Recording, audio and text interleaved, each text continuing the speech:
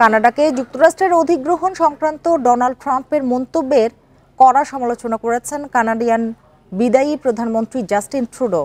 মঙ্গলবার এক্স পোস্টে অধিগ্রহণের বিষয়টি এত সহজ নয় বলেও জানান তিনি। এ সময় কানাডা যুক্তরাষ্ট্রের দ্বিপাক্ষিক নিরাপত্তা এবং বাণিজ্য সম্পর্কের ঘনিষ্ঠতা তুলে ধরেন ট্রুডো।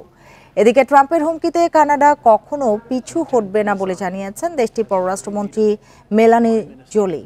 কানাডা সম্পর্কে জ্ঞানের ঘাটতির কারণে ট্রাম্প অধিগ্রহণের কথা বলছেন বলে মন্তব্য করেন তিনি। এ সময় কানাডার অর্থনীতি ও জনগণ বেশ শক্তিশালী বলেও জানান জোলি। এর আগে কানাডাকে যুক্তরাষ্ট্রের ৫১তম অঙ্গরাজ্য বানানোর ইচ্ছার কথা জানান নবনির্বাচিত মার্কিন প্রেসিডেন্ট ডোনাল্ড ট্রাম্প। এক্ষেত্রে প্রয়োজনীয় অর্থনৈতিক শক্তি ব্যবহারের কথাও জানান তিনি।